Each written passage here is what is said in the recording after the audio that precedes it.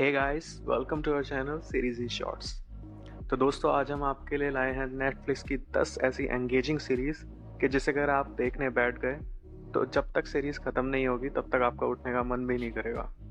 तो चलिए बिना देरी करे स्टार्ट करते हैं। तो दोस्तों, नंबर 10 पे जो हमारी सीरीज़ है वो है 13 रीज़न वाई। ये सीरीज़ मतलब बहुत ही पॉपुलर बन चुकी थी इसके फर्स्ट सीज़न से ही, और इसके अब तक 4 सीज़न आ चुके हैं, जिसका चौथा सीज़न इस जून में ही आया था। कहानी एक लड़की हैना की होती है जो कि अपने सुसाइड के 13 रीज़न एक टेप से बताती है, जिसके 13 पार्ट्स होते हैं। इसके अलावा सीज़न 2 और 3 में कहानी ब्राइस वॉकर की लाइफ और उसकी मर्डर मिस्ट्री पे ही चलती रहती है, जिसकी वजह से हैना ने सुसाइड किया होता है। और चौथा सीज़न जो कि जस्टिन फोली के ऊपर दिखाया गया है कि कैसे वो ड्रग्स की वजह से अपनी लाइफ बर्बाद कर लेता है। सीरीज़ बहुत ही पॉपुलर और एंगेजिंग है, और चौथे सीज़न के साथ ये ख़त्म हो चुकी है अभी जून में ही। तो आप इसे जाके अभी देख सकते हैं, चारों सीज़न अवेलेबल है नेटफ्लिक्स पे। 9th नंबर पे जो हमारी सीरीज़ आती है वो है सेक्स एजुकेशन। ये सीरीज़ नेटफ्लिक्स की एक कॉमेडी ड्रामा सीरीज़ है जिसके अब तक 2 सीज़न आ चुके हैं। सीरीज़ एक इनसिक्योर टीनेजर ओटिस की स्टोरी है, जिसकी माँ एक सेक्स थेरेपिस्ट होती है। ओटिस स्कूल में एक सेक्स थेरेपी का बिजनेस भी स्टार्ट करता है मेव के साथ, जिससे वो स्कूल के बच्चों की सेक्स लाइफ की जो प्रॉब्लम है उनमें हेल्प करता है थेरेपी सेशंस के थ्रू। सीजन में मेव और ओटिस एक दूसरे को पसंद करते हैं, लेकिन किसी न किसी वजह से एक दूसरे के साथ नहीं हो पाते हैं। तो थर्ड सीजन में ये देखना होगा कि क्या ओटिस और मेव एक साथ हो पाते हैं आखिरकार। और एक वार्निंग जरूर देना चाहूँगा इस सीरीज़ के लिए कि इस सीरीज़ को अगर आपको देखना हो तो प्लीज़ अकेले में ही देखना। नंबर 8 पे जो हमारी सीरीज़ आती है वो है किंगडम। ये series south Korean horror thriller genre की है, जिसके अब तक 2 सीज़न आ चुके हैं और टोटल 12 ही एपिसोड हैं। स्टोरी अर्ली 1600 की है, जिसमें जोसन का जो किंग होता है वो बीमारी की वजह से मर गया है या जिंदा है किसी को पता नहीं होता है, क्योंकि किसी को उससे मिलने की इजाज़त नहीं होती है। यहाँ तक कि उसके बेटे जो ली चैंग होते हैं उन्हें भी नहीं पता होता कि उनका फादर जिंदा है या मर चुका है। स्टोरी में जो पॉलिटिक्स और जॉम्बीज का एक ऐसा मिक्सचर दिखाया है जो कि किसी और जॉम्बी की सीरीज में या मूवी में आपको देखने को बिल्कुल भी नहीं मिलेगा। सीरीज पुराने टाइम की है, तो उसमें विदाउट मॉडर्न वेपन जॉम्बी से लड़ाई दिखाई गई है, जिसकी वजह से इस सीरीज को मैं आपको देखने को ज़रूर रिकमेंड करूँगा।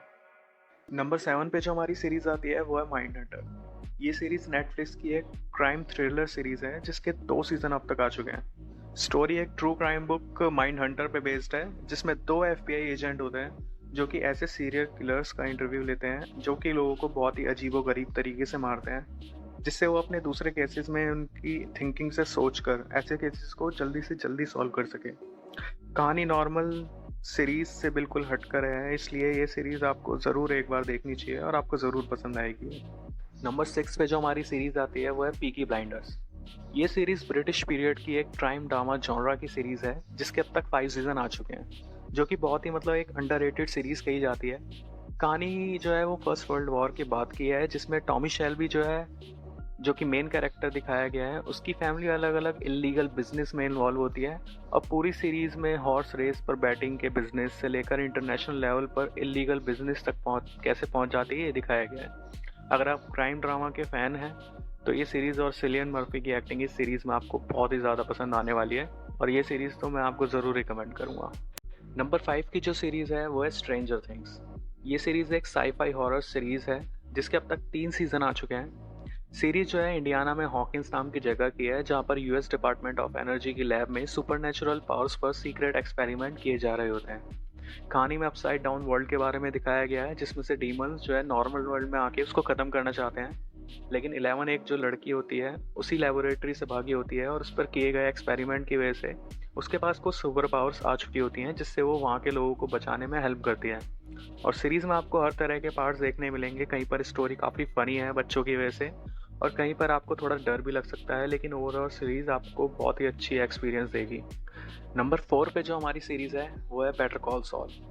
ये सीरीज़ एक बहुत ही ज़्यादा फेमस सीरीज़ है, जो कि ब्रेकिंग बैड सीरीज़ का एक प्रीक्वल है। सीरीज़ में 5 सीज़न है, और सीरीज़ एक लॉयर जेम्स मैगिल की कहानी है, जो कि एक मेल रूम में काम करके एक बहुत ही स्किलफुल लॉयर बनता है। और इसमें मैक्सिकन कार्टेल को दिखाया गया है, जिसमें जिमी, जो कि बचपन से ही छोटे रास्ते ढूंढता है सक्सेस के, वो उनके साथ मिल जाता है और मैक्सिकन कार्टेल के लोगों को लॉक के यूज़ करके कई बार बचाता है, जो कि मतलब इलीगल बिजनेस करते हैं क्रिस्टल मैथ या और भी ड्रग्स का। सीरीज़ की स्टोरी बहुत ही ग्रिपिंग है और वेल रिटन है, और उसी के साथ जो है एक्टर्स ने भी बहुत ही अच्छे से एक्टिंग की है इस सीरीज़ में, जो कि इस सीरीज़ को one of the best series बनाती है। नंबर 3 पे जो हमारी सीरीज़ है वो है मनी हाइस्ट। मनी हाइस्ट एक ऐसी सीरीज़ है जिसकी बहुत ही ज़्यादा बड़ी फ़ैन फॉलोइंग है। ये सीरीज़ एक क्राइम ड्रामा जॉनरा की सीरीज़ है जिसके 4 सीज़न अब तक आ चुके हैं और चौथे सीज़न की एंडिंग में एक ऐसा सस्पेंस और थ्योरी क्रिएट कर दी गई है जिससे 5वें सीज़न के लिए लोग इसका बहुत ही बेसब्री से इंतज़ार कर रहे हैं। जैसे कि आपको नाम से ही पता चल रहा है कि कहानी एक हाइस्ट की है, मतलब एक प्रोफेशनल चोरी की है। और सीरीज़ में एक प्रोफेसर नाम का एक इंसान है जो कि 8 लोगों की एक टीम बनाता है और उनको सिटीज़ के नाम देता है उनकी पहचान छुपाने के लिए। चोरी 4 सीज़न में 2 बार दिखाई जाती है, एक बार रॉयल मिंट ऑफ स्पेन में दिखाई जाती है और एक बार बैंक ऑफ स्पेन में होती है। कहानी इस तरह से प्रेजेंट की गई है कि आप इसका एक भी सीज़न देख लें तो आप इस सीरीज़ के फ़ैन हो जाएंगे। नंबर 2 पे जो हमारी सीरीज़ है वो है डार्क। ये सीरीज़ एक साई-फाई थ्रिलर जॉनरा की है जिसके 3 सीज़न अब तक आ चुके हैं और तीसरा सीज़न अभी जून एंड में ही आया है। ये सीरीज़ टाइम ट्रैवल पैराडॉक्स और मल्टीपल यूनिवर्स से रिलेटेड है और इसके अंदर 4 फैमिलीज़ की कहानी दिखाई गई है जो कि एंडलेस टाइम साइकिल की वजह से आपस में कनेक्टेड हैं। सीरीज़ तीसरे और लास्ट सीज़न के साथ अब ख़त्म हो चुकी है, तो इस सीरीज़ को अब आप पूरा कंप्लीट देख सकते हैं नेटफ्लिक्स पर। सीरीज़ बहुत ही माइंड बेंडिंग है और अगर आपने ध्यान से नहीं देखी तो शायद आपको बिल्कुल भी ये सीरीज़ समझ नहीं आने वाली है। ये पहली जर्मन सीरीज़ है नेटफ्लिक्स पर और ये सीरीज़ शुरू में जितनी ही अंडररेटेड थी, आज उतनी ही पॉपुलर हो चुकी है इसकी माइंड बेंडिंग स्टोरी की वजह से, जो कि आपको किसी और साई-फाई सीरीज़ में देखने को नहीं मिलेगी। Michael Jordan's the only player that could ever turn it on and off, and he never freaking turned it off. Jordan, look at that! The inbounds pass comes into Jordan. Here's Michael at the foul line. A shot on Elo. Good! The Bulls win! They win!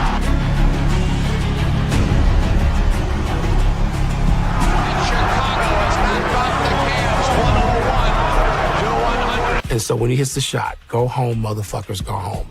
Get the fuck out of here. Go fucking anywhere, but you out of here.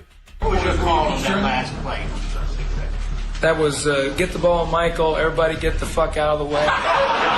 Go to the basket. तो number 1 पे जो हमारी series आती है उसका नाम है the last dance. अगर आप किसी मोटिवेशनल सीरीज़ की तलाश में हैं तो ये सीरीज़ आपके लिए बेस्ट फिट रहेगी।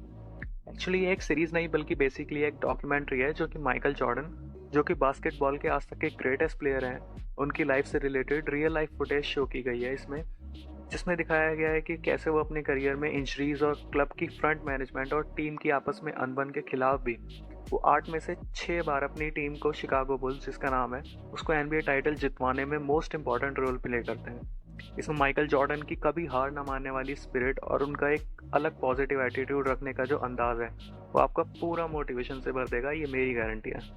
तो दोस्तों आज के लिए इतना ही रखेंगे और अगर आपको वीडियो पसंद आई हो तो लाइक ज़रूर कीजिएगा और चैनल को प्लीज़ सब्सक्राइब करना मत भूलना, क्योंकि अब ऐसी वीडियोस चैनल पे आती ही रहेंगी।